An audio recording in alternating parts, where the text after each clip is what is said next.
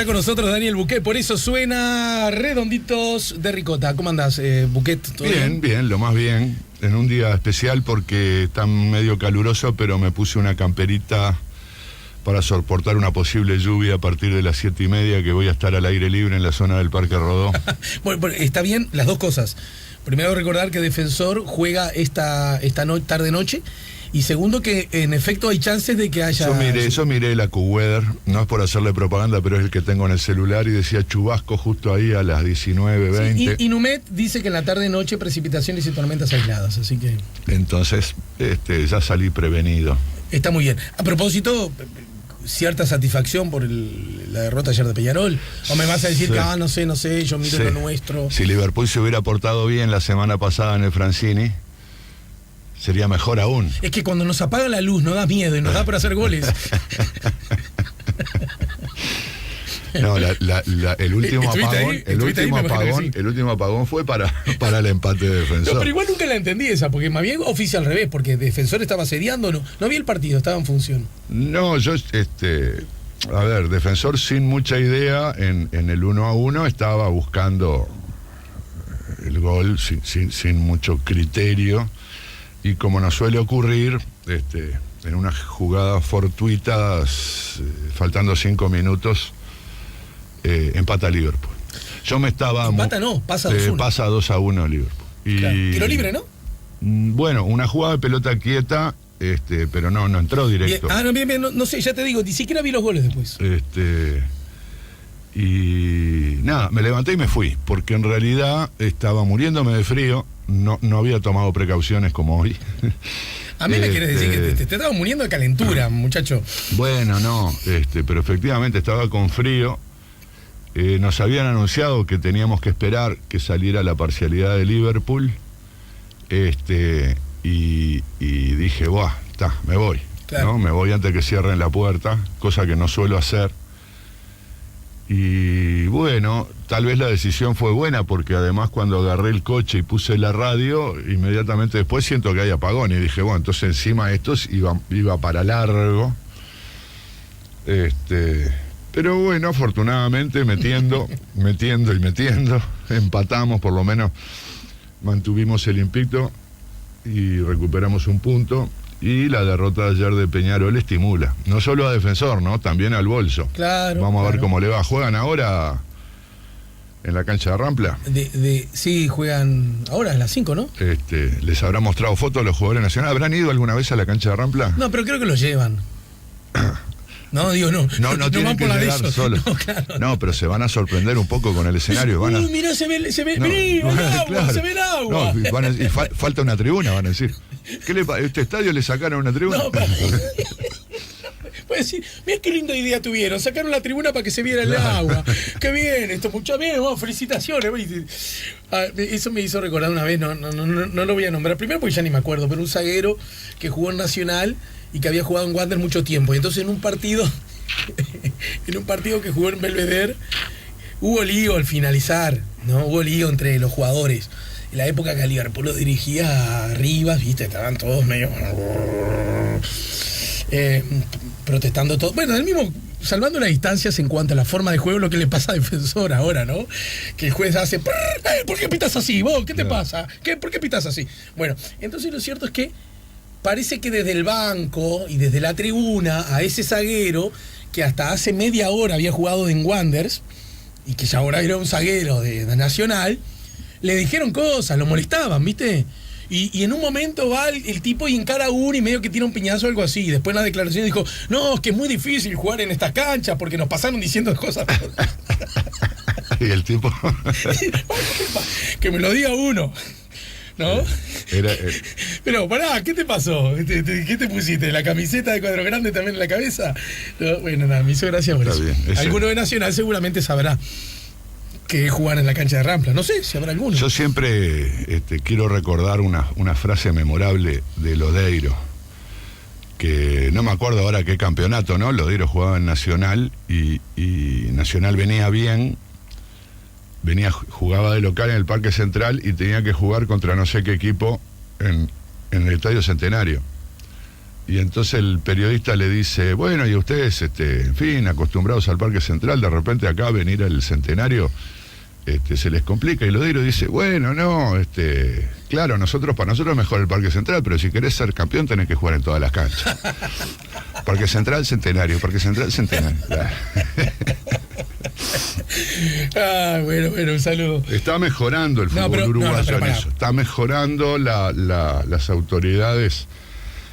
Bueno, qué bueno, porque justamente están autorizando lo que es la base de cualquier competencia, es que cada equipo juegue de local en su propia cancha. Claro.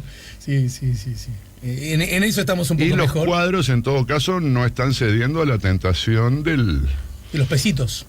Claro, ya sea simplemente porque ir al estadio les asegura una venta mayor de entradas, o porque, bueno, ya sabemos que Peñarol y Nacional muchas veces ponen algunos mangos arriba. Extra. Y extra, decir, sí, claro, bueno, te aseguran un número de entradas que... Digo, bueno, te aseguramos 30.000, ¿viste? Después van 15 y la diferencia no importa, pero le pagás por no jugar en la cancha de ellos. Eso en una competencia. Imagínate, ¿no? En eso objetivamente estamos mejor y yo lo celebro. Tampoco me animo a explicar las derrotas ayer de Peñarol por esa razón. Pero bueno, en todo caso forma parte de otra discusión. No es la razón. O sea, muchos equipos ganan de visitante y obviamente hay equipos más poderosos y equipos más débiles, pero la probabilidad de perder de visitante en promedio es más alta.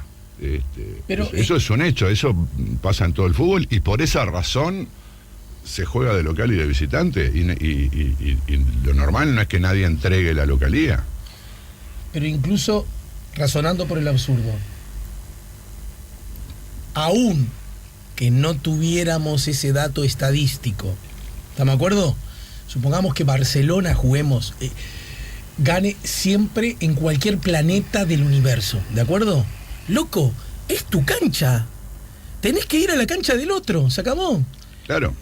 Porque, ¿cuál es el argumento de los que defendieron a capa y espada el derecho a que Nacional y subrayadamente Peñarol, también hay que decirlo, ¿no?, jugaran exclusivamente en una o a la suma o dos canchas? ¿Cuál es el argumento?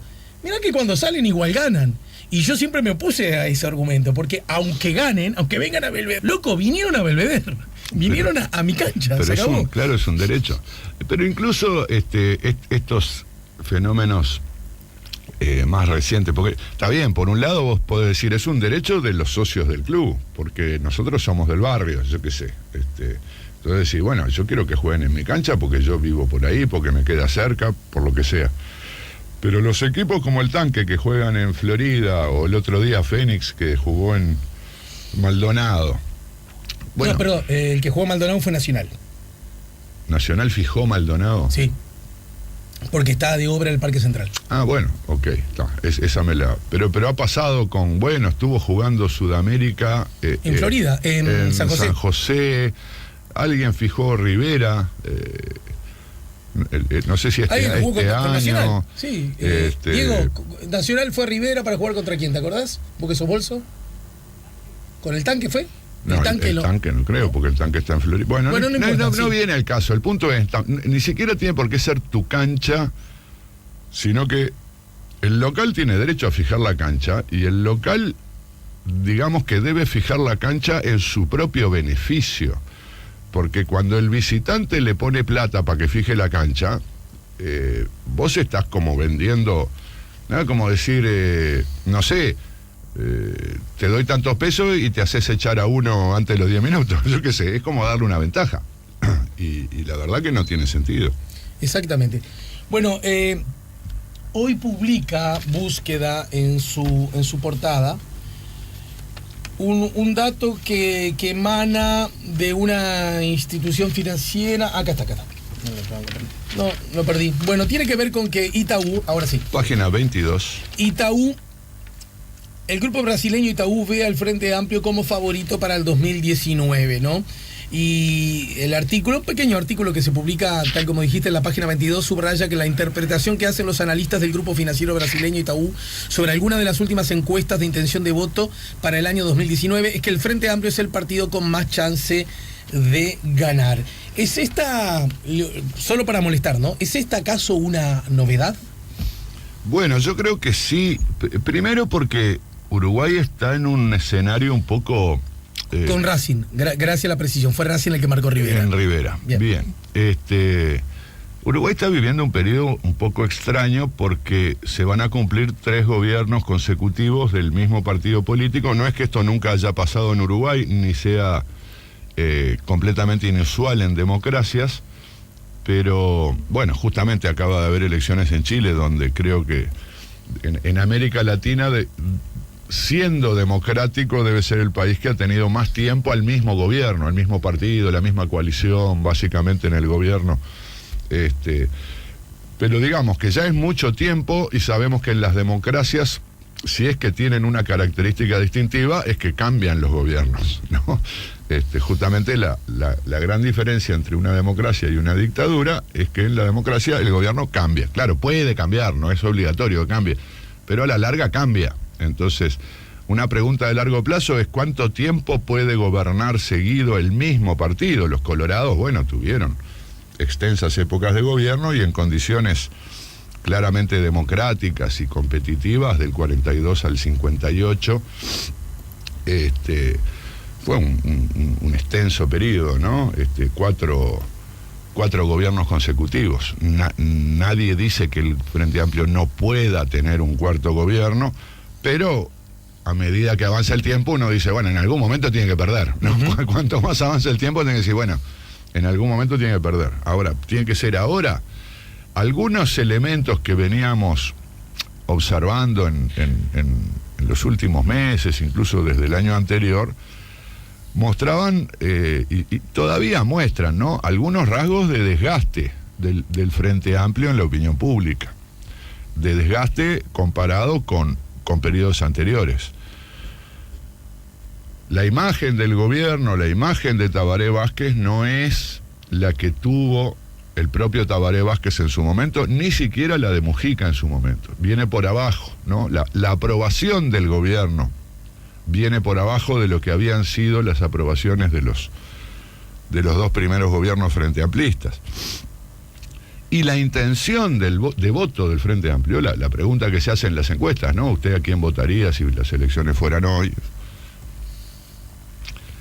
Llegó a mínimos históricos, llegó por debajo del 30% e incluso varias encuestas lo ubicaron por debajo del Partido Nacional. Varias encuestas y durante un tiempito además, durante, ¿no? Toda la primera mitad de este año, hasta, no sé, julio, agosto, por ahí.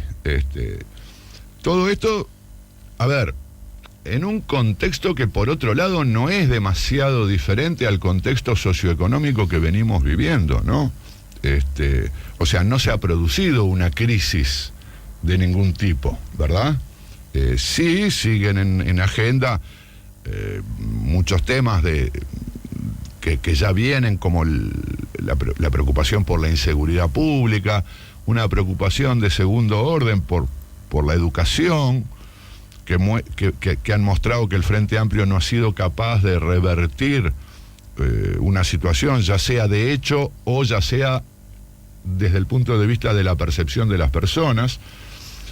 Por otro lado, es difícil pensar que el gobierno pueda perder por la inseguridad, ¿no? Es cierto que hay mucha gente que lo tiene como tema principal, pero esa preocupación ya existía en el 2014 y el Frente Amplio no perdió. Y déjame decir que no parece ser ahora, por distintas razones que uno no siempre puede lograr tenerlas entre manos, ¿no?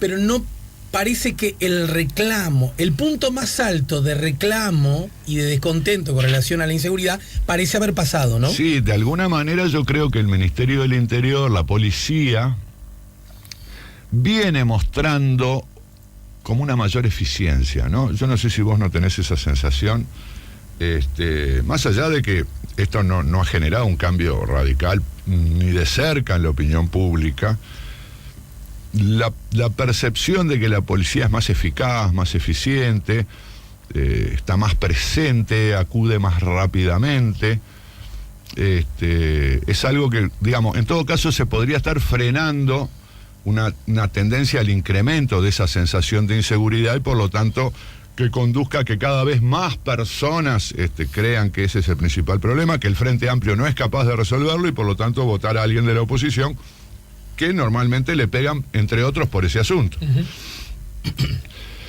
También se había configurado en el arranque de este gobierno la idea de que estábamos acercándonos a un periodo complicado en materia económica. Incluso el propio ministro Astori había contribuido a generar esa sensación en el propio año 2015 con el tema del presupuesto.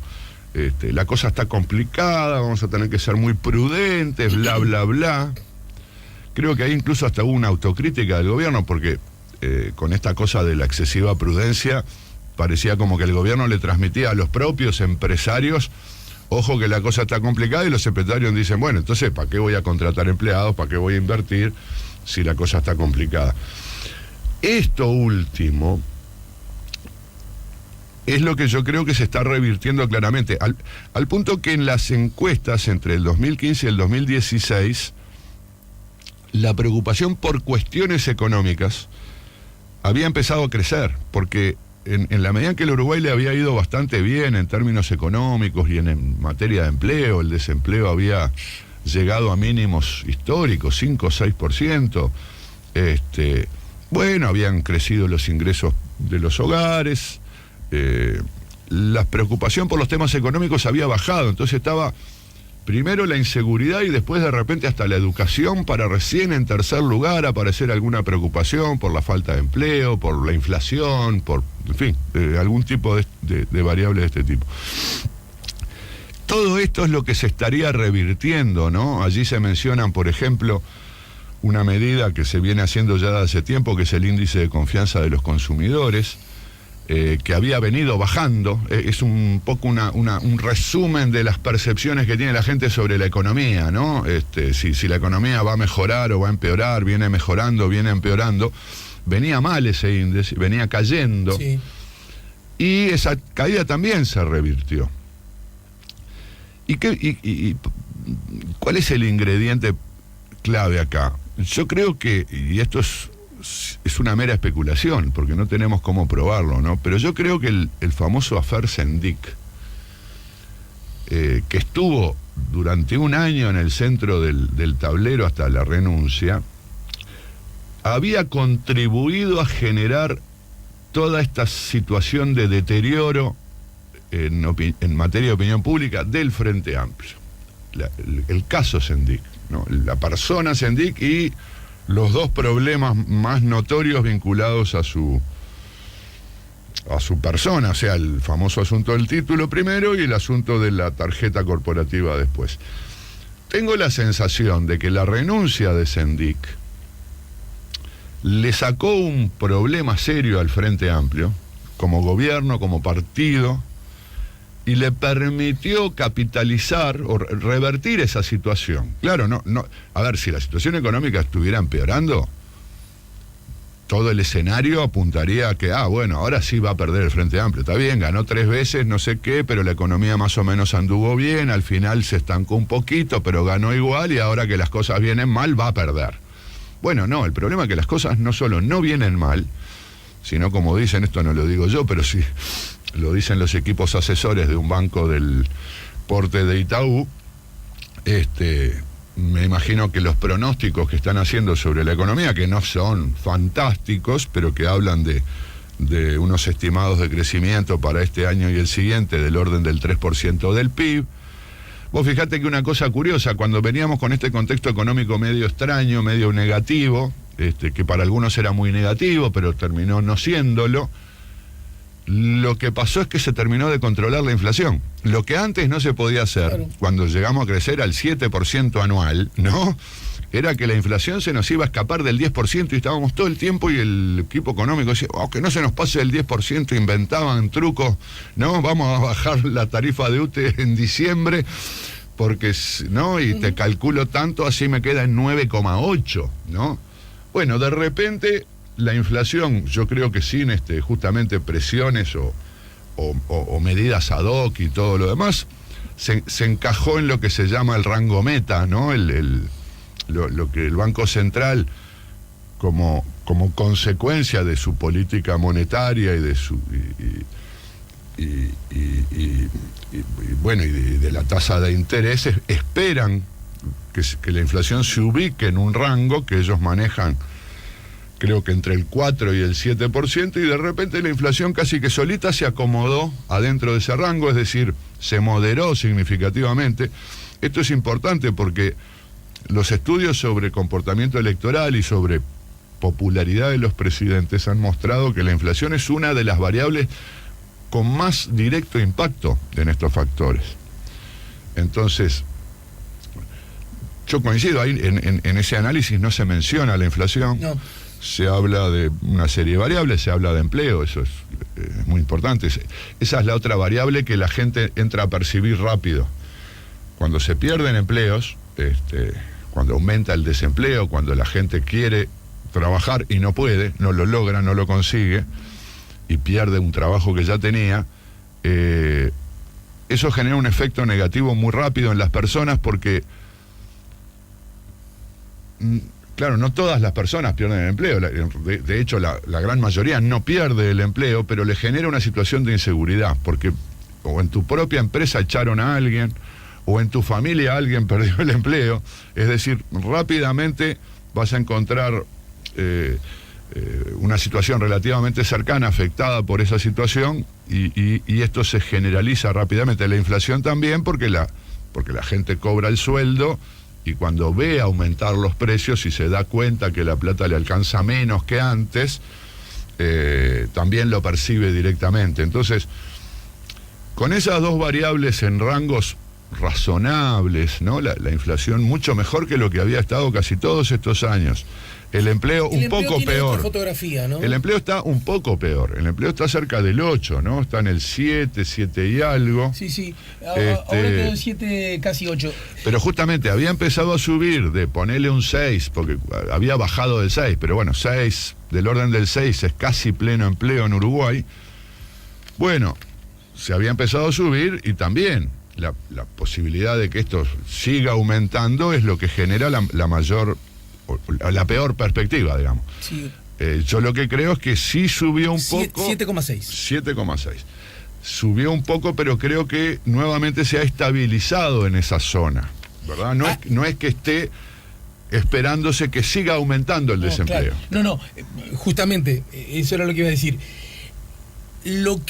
En lo que la fotografía muestra el desempleo como un poco movida, digamos, es que a pesar, primera cosa, Uruguay nunca dejó de crecer económicamente, pero tuvo esa etapa de estancamiento que llaman los técnicos, que el crecimiento fue muy mínimo, pero claro, comparado con nuestros vecinos que definitivamente tenían una recesión subrayada, lucía como igual, por lo menos distinto, ¿estamos de acuerdo? Lo que sí está pasando es que, según dicen especialistas vinculados a la economía y en particular al empleo, que es que con el acumulado del crecimiento que la economía uruguaya está protagonizando, que no llega a esos niveles bien excepcionales de 5, 6, 7 años atrás, pero que igual lucen como alentadores, el empleo debería estar aumentando y no lo está haciendo, o incluso con cierta tendencia a bajar. Y por ahí encuentra la explicación, viste, las cámaras de industrias que están reclamando la flexibilidad o por lo menos una rediscusión acerca de las normas laborales, la OIT en el medio y todo eso, influencia Brasil y Argentina. Están hablando de eso, que esto sería signo de que se necesita una, entre comillas, modernización, pero lo cierto es que si bien no estamos en malos momentos, se podría estar un poquito mejor de acuerdo al crecimiento de la economía, según lo que dicen, ¿no? Sí, bueno, ese es otro tema, ¿no? A su vez el desempleo como cifra tiene un defecto porque no te dice exactamente lo que está pasando, ¿no? Cuando aumenta el desempleo pueden pasar dos cosas distintas que produzcan el mismo aumento. O que bajen los puestos de trabajo, es decir, está la gente que está empleada más la gente que quisiera trabajar y no trabaja, y esto último es el desempleo. Bajan los puestos de trabajo, o sea, echan gente, por lo tanto, la gente echada quiere trabajar, pero no puede trabajar y aumentó el desempleo. Pero hay otra forma de aumentar el desempleo, que es que haya más gente que quiere trabajar, podés tener los mismos puestos de trabajo, pero resulta que ahora más gente dice yo quiero trabajar y no consigue trabajo y por lo tanto aumentó el desempleo sin que hayan disminuido los puestos de trabajo. Incluso puede estar creciendo la economía, creando puestos de trabajo y hay más gente interesada en trabajar y por lo tanto no consigue trabajo y aumentó el desempleo. Entonces la cifra, como es una diferencia de dos factores, su aumento puede responder al aumento de uno de esos factores o a la reducción del otro. Exacto. Lo que es cierto, creo que sí es cierto, y es que el crecimiento que es un crecimiento modesto, el que ha venido habiendo en este último periodo, es un crecimiento que no está basado en la creación de puestos de trabajo, ¿verdad? Hay una variable allí que es muy relevante, que es la que conecta el producto, ¿no? Lo que produce, la riqueza que produce el país, con los trabajos, que es la productividad. ¿Sí? Cuando aumenta la productividad quiere decir que se produce lo mismo con menos trabajo. Entonces, hay inversiones, hay tipos de inversiones que producen más puestos de trabajo. La construcción típicamente claro. es un rubro donde se necesita mucha gente laburando, porque las máquinas no hacen edificios, las máquinas ayudan mucho a hacer los edificios, pero si vos no tenés la gente laburando no los podés hacer. Y puede haber otros rubros donde la inversión puede ser incluso muy grande, muy voluminosa, en los que se requieren pocos trabajadores para que eso funcione. Entonces, puede ser que algunas restricciones laborales, es decir, algunos beneficios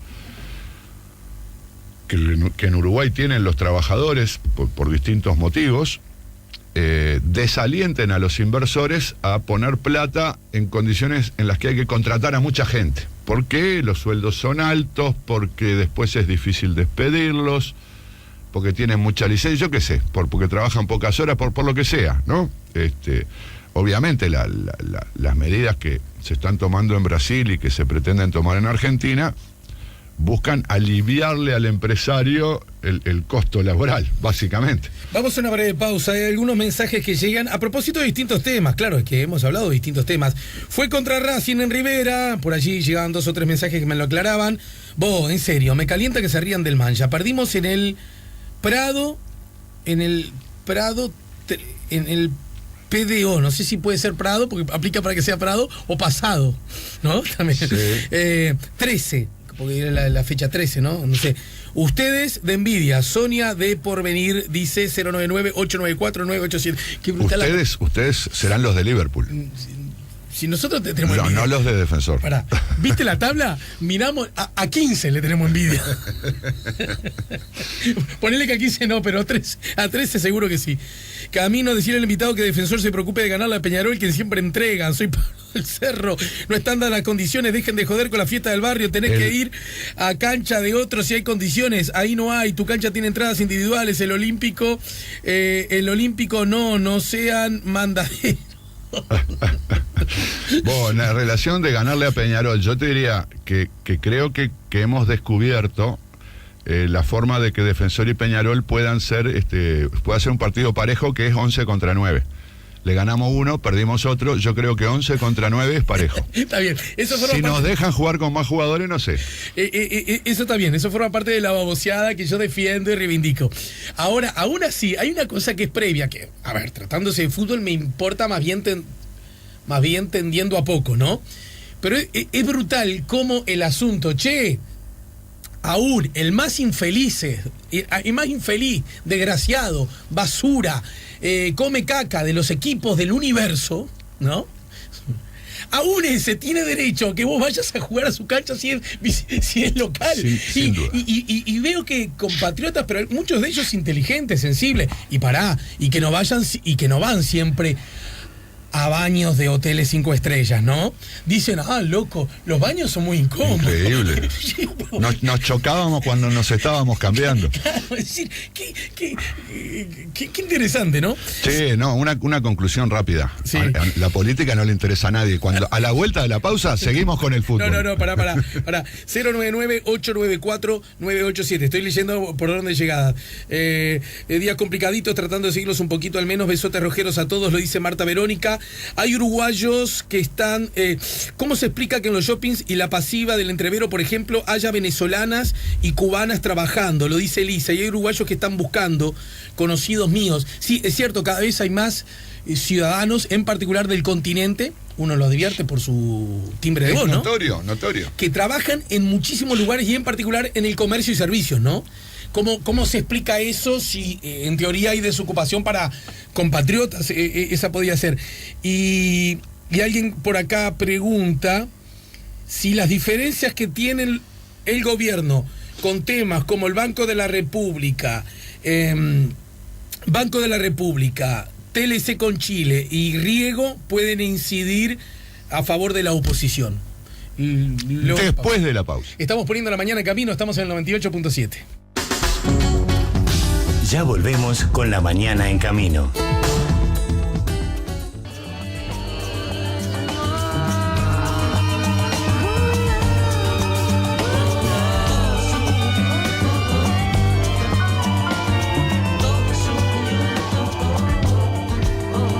Estamos poniendo La Mañana en camino, estamos en el 98.7, estamos conversando con Daniel Buquet, último tramo de nuestro programa, a propósito entonces de lo que preguntaba un oyente, ¿verdad?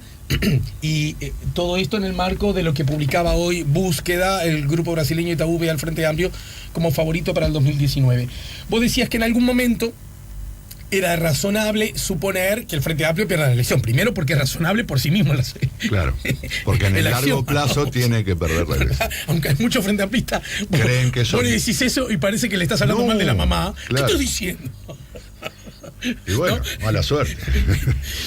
Pero es verdad que hubo un momento donde la cercanía, entre comillas, aunque estábamos más lejos, de la derrota electoral, lucía como más probable ante inconvenientes de carácter económico, el caso Sendic y otros asuntos más. Sin embargo, hay otros temas, por ejemplo, lo preguntaba recién, el tema cincuentones, que ofrece un panorama bien curioso donde el Poder Ejecutivo, incluido el ministro de Economía, manda un proyecto al Parlamento, pero Asamblea Uruguay ahora con recálculos dicen que no, que va a salir demasiado caro. El mismo ministerio, ¿no? Quiero decir, el mismo Ministerio de Economía está recalculando, pero bueno, sí, la idea es que no es que no haya problemas, pero de última, creo que este año, con todo lo que dijimos, se configuró un escenario más favorable para el país en términos generales y por lo tanto para el gobierno, porque los gobiernos reciben en buena medida apoyo, simpatía y cosas por el estilo según cómo le va al país. Tenga o no tenga la culpa el gobierno, pero bueno, la gente si ve que le va bien o le está yendo mejor, puede pensar, bueno, el gobierno no es tan malo. Si le está yendo mal o le está yendo peor, dice, el gobierno es un desastre. Siempre con esos matices. Nunca el gobierno es excelente porque cuando uno le va bien cree que el principal mérito es de uno mismo, ¿no? Claro. Pero bueno, efectivamente yo creo que el informe es muy razonable. Ahora, hay una cosa que tal vez en Uruguay no sea muy frecuente y tal vez convenga recordar la elección chilena del domingo pasado. Sí. Y es que la política democrática es incertidumbre. Claro, la política uruguaya es demasiado estable, ¿no? Nadie espera que el resultado de la próxima elección sea muy distinto al de la elección pasada. El sacudón más grande que tuvimos fue el año 2004. No porque ganó el Frente Amplio, porque eso era algo esperable desde mucho antes, sino por lo mal que votó el Partido Colorado. Ese fue el sacudón electoral más grande que tuvo el Uruguay, que era un partido que había ganado la elección anterior, aunque con el 30 y poco por ciento de los votos, pero la había ganado, votara el 10%, claro. ¿No? Eso es lo más violento que puede ocurrir en el Uruguay en materia de cambio político, ¿no? Y ahora estamos en un escenario donde no cambia nada. 3 elecciones seguidas, el Frente Amplio la mitad de los votos, los blancos, principal partido de oposición, Partido Colorado, ahí moviéndose, del 10 subió al 17, bajó al 13. ¿Qué pasó en Chile? Bueno, en Chile el sistema está cambiando mucho más rápidamente. Es cierto, hasta ahora no han gobernado ningunos distintos de los de antes, ¿no? Y bueno, si ganara Piñera la segunda vuelta, seguiríamos como hasta ahora. Son los mismos de siempre. Sin embargo, aparecieron con votos, o sea, si vos pones a los 2 candidatos de Chile más votados, Piñera 36, Guillier 22 creo que sacó, que vendría a ser el candidato de lo que era la Concertación en su momento. Sí. La más baja votación de la Concertación, claro, comillas, ¿no? Sí, la más baja votación de un candidato de cualquiera de las 2 agrupaciones, porque Evelyn Matei, cuando Piñera terminó su mandato, no podía ser candidato. La candidata de la Alianza, de la derecha chilena, de la Alianza de Derecha en Chile, fue Evelyn Matei, y sacó el 20 y tantos, pero sacó más que Guillier todavía. Cuando perdió con Bachelet, digamos. Que perdió con Bachelet también por destrozo, ¿no? Bachelet igual no llegó al 50%, hubo segunda vuelta, pero en la segunda vuelta, claro, casi una formalidad. Pero ¿qué pasó? Ahora vos tenés un Frente Amplio, todo el mundo lo ha oído hablar del Frente Amplio chileno, que sorprendió a todo el mundo, pero además tenés al PDC separado de la Concertación por su cuenta, a Marco Enrique Sominami, que es la tercera vez que se presenta, aunque este señor obtuvo un 20%. Cuando ganó Piñera, luego bajó a un 10 y luego bajó a un 5, pero entonces pero antes estaban los comunistas que tenían su 5 o 6%, que ahora están en la nueva mayoría, aliados con los socialistas, etcétera. Tenés un candidato de derecha con una agrupación nueva que se llama Evópoli. Tenés un escenario súper fragmentado de primera vuelta. Claro, después hay una segunda vuelta y va a ser la de siempre, claro, ¿no? Pero tenés un escenario súper novedoso. ¿Qué es lo que uno debería agregar en Uruguay? Bueno, va a pasar otra vez lo mismo. El Frente Amplio otra vez va a sacar más o menos la mitad de los votos, o va a sacar más del 40%. El segundo más votado va a ser otra vez el Partido Nacional. El candidato del Partido Nacional va a ser la calle Pou. Digo esto porque tal vez está más perfilado, ¿no? En el Frente Amplio no está muy claro quién podría ser no está del todo claro quién podría ser el candidato del Frente Amplio. El Partido Colorado se va a quedar tercero y rezagado, sea quien sea su candidato, bueno, o tal vez haya novedades más interesantes, ¿no? No sé, pienso que Fernando Amado ya está poniendo los pies en el acelerador para promover su candidatura presidencial. Habrá gente de centro-izquierda por el perfil de su discurso, ¿no? Que tal vez haya votado al Frente Amplio y que se haya aburrido de votar al Frente Amplio, se haya decepcionado con el Frente Amplio. Sabemos que hay muchos. Sabemos que esa caída de intención de voto del Frente Amplio, que ahora está en 30 y poco, lo único que pasó es que dejó de caer y empezó a remontar un poquito, pero está muy por debajo de lo que supo ser el Frente Amplio hasta la elección pasada. Sobre eso en el último, porque de verdad, último minuto que nos queda, ustedes, cuando digo ustedes me refiero a la ciencia política, los politólogos, y en particular los que han venido al programa, que por suerte vienen desde hace mucho tiempo y son muchos. Nos han enseñado 2 conceptos acerca de las cualidades de nuestro sistema electoral competitivo. Una, lo que acabas de decir, es muy previsible. Pero lo otro, que de alguna manera conspira con esto, es que hay bastante paridad. Me refiero a una probable segunda vuelta. ¿Estamos de acuerdo? Eso motiva que no necesitas grandes cambios electorales para que haya grandes cambios en la formación del gobierno. Claro. Entonces, si tenemos en cuenta que el Frente Amplio alcanzó su techo electoral en octubre del 2004, ¿voy bien? Su mayor votación. Sí. De ahí en más, el Frente Amplio, que ha vuelto a ganar 2 veces más las elecciones y las 2 veces con mayoría parlamentaria, aunque recurriendo a la segunda vuelta, en todas las veces cayó un escaloncito, ¿no? Sí. Clean.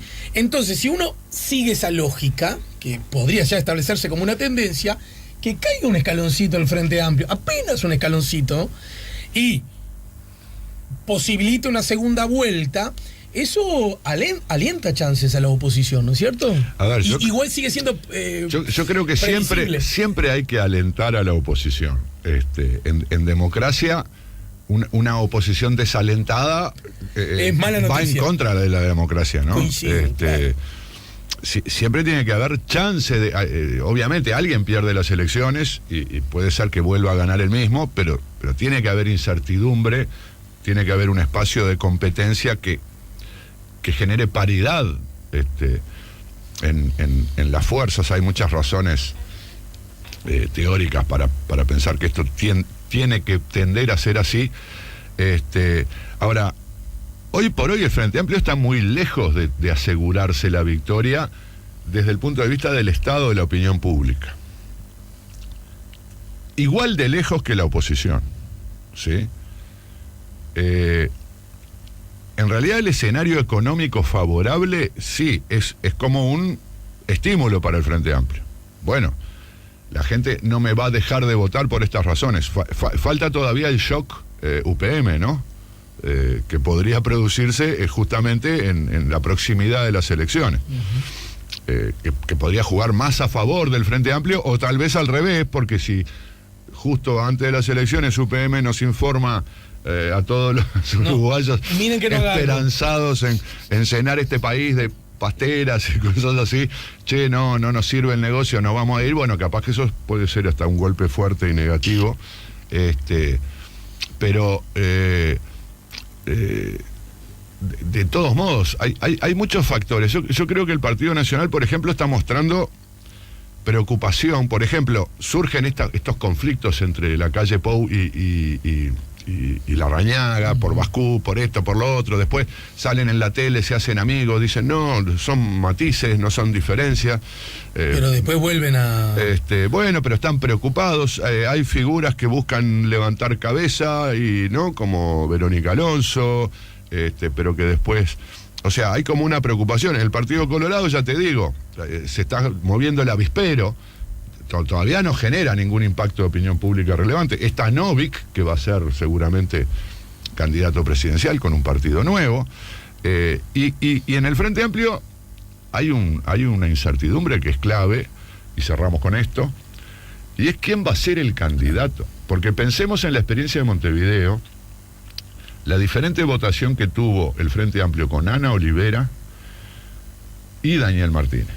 Sí, y Daniel Martínez en una terna de candidatos, ¿no? O sea, no es la votación de Daniel Martínez, sino la del Frente, con 3 candidatos, 2 candidatas y un candidato, donde Daniel Martínez ganó cómodamente. Si el Frente Amplio fuera a competir con algún candidato que no entusiasme a la gente, por más que le vaya bien en la economía y sea favorito por otras razones, capaz que pierde. Y si al revés, el Frente Amplio logra, en una competencia atractiva, con figuras nuevas, ponele en la interna, un candidato atractivo, pienso en Martínez porque a mí no sé, digamos, yo no soy muy ocurrente y simplemente pienso en el futuro como repitiendo el pasado. Digo, bueno, si Martínez tuviera ese potencial que mostró cuando fue candidato a la intendencia y que mantiene como intendente, sí, bueno, capaz que esa es la combinación perfecta, una economía que está funcionando y un candidato atractivo,